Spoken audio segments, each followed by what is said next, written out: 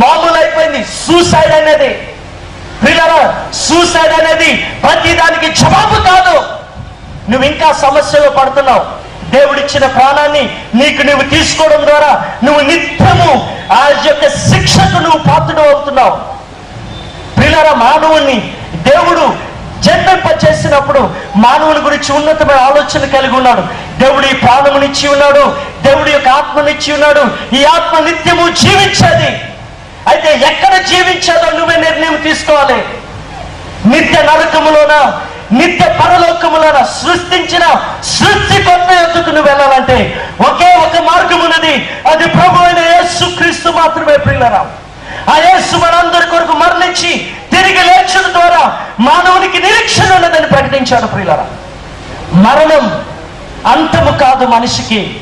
చాలా మంది ఏమనుకుంటున్నారంటే ఇది అంతం, ఇక్కడితో మనం హ్యాపీగా వెళ్ళిపోవచ్చు అనుకుంటున్నారు. అక్కడే అసలు సినిమా ప్రారంభం అవుతుంది.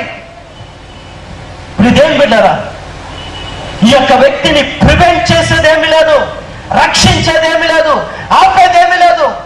నా స్నేహితుడి గురించి చెప్తున్నప్పుడు గిలగిల కొట్టుకొని చనిపోయాడురా, ఏదో చెప్పాలనుకున్నాడు చెప్పలేదు, అలాగే రోడ్డు మీద చనిపోయాడు అన్నప్పుడు ప్రియులారా నా గుండె తరుక్కుపోయింది. ప్రియులారా, ఎంత బ్రతికి ఎంత ఉన్నతమైన స్థితిని కలిగి మరణము నుంచి ఎవడు తన ప్రాణమును రక్షించగలడు? ప్రియుదేం బిడ్డారా, ప్రభు అయిన యేసు క్రీస్తు ఈ లోకమునకు రావటానికి కారణం అదే. ప్రియులారా, ఆయన ఒక మతాన్ని స్థాపించడానికి రాలేదు. అలాగైతే ఎప్పుడో ఈ యొక్క ఇదంతా కూడా మత సామ్రాజ్యం అయిపోయింది. దేవుడు మార్గమును చూపించడానికి వచ్చి ఉన్నాడు. ప్రియులారా, ఒకరోజు ఒక గార్డెనర్ అంట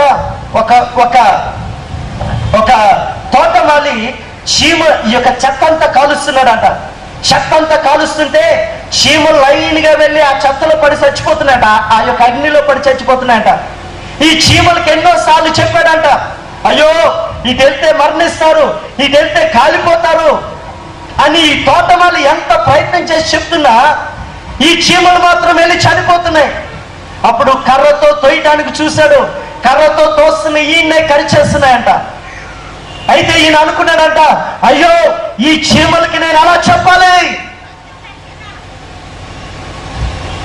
అప్పుడు ఆ చీమలాగా అయితేనే కానీ, అరే మీరు ఇలాగెళ్తే చనిపోతారు, మరణిస్తారు అని చెప్తేనే కానీ జరగవు అని చెప్పి ఆ చీమ వలె అయ్యి ఆ చీమలను చూపించి మరణం అంటే ఏంటో అని చూపించి, మరణం తర్వాత పునరుత్థానం అంటే ఏంటో చూపించి తిరిగి లేచిన వాడు యేసుక్రీస్తు.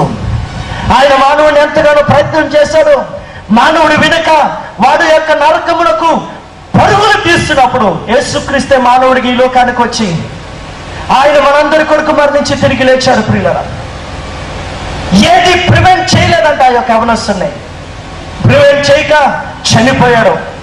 ప్రియులారా, చివరికి ఇంకొక మాట చెప్పి నేను ముగిస్తాను. అదేంటంటే చనిపోయిన అబ్బాయిని, కిందన పడిన అబ్బాయిని ప్రసంగము చేసిన ఆ యొక్క భక్తుడు వెళ్ళి హత్తుకున్నాడని బైబిల్ సెలవిస్తుంది. బైబిల్ చెప్తుంది కొన్నిసార్లు చనిపోయిన శవాల మీద కూర్చొని ప్రార్థన చేసిన వాళ్ళు ఉన్నారు. శవాల్ని ఎంతో మంది చనిపోయిన వారిని తిరిగి లేపారు బైబిల్లో. అయితే ఈయన మాత్రం వెరైటీగా ఆ యొక్క చనిపోయిన శవాన్ని హత్తుకొని ప్రార్థన చేసిన బైబిల్ సెలవిస్తుంది. ఆ మాట నేను చదివినప్పుడు నాకు గుర్తొచ్చిన ఒకే వచనం, పరిశుద్ధాత్మ దేవుడు గుర్తు చేసిన వచనం ఏంటంటే, మనందరము పాపులమై ఉండగా, మరణములో చచ్చిన వారమై ఉండగా దేవుని కృప మనల్ని హత్తుకుంది. ప్రియులారా, దేవుని నామమునకు మహిమ కలుగును గాక. హల్లెలూయా, హల్లెలూయా. మన జీవితంలో చలనం లేని స్థితి, మన జీవితంలో చచ్చిన పరిస్థితిలో ఉంటున్నప్పుడు దేవుడి కృప ఎలాగైతే హత్తుకుందో ఈ రోజుకి కూడా దేవుడు మనల్ని హత్తుకొని మనల్ని లేవనెత్తువాడై ఉన్నాడు. ప్రియులారా, నీ స్థితి ఎలాగైనా, నువ్వు ఎక్కడి నుంచి పడ్డావో నాకు తెలీదు. నువ్వు దేంట్లో నుండి జోగి అది నిన్ను అలవాటు చిన్న పర్వాలేదులే అని మొదలుపెట్టి అలవాటుగా అయ్యి అలవాటు నిన్ను ఎంత కిందకి ఈడ్చుకు వెళ్ళిందో నాకు తెలియదు. కానీ ఒక శుభవార్త, నిన్ను హత్తుకునేవాడు ఒకడున్నాడు, ఆయనే ప్రభు అయిన యేసుక్రీస్తు. ప్రియులారా, నా జీవితంలో భయంకరమైన స్థితిలో దిగజారినప్పుడు, నేను యవ్వన కాలంలో నా యొక్క కన్ను మిన్ను కానక తిరుగుతున్నప్పుడు ప్రియులారా,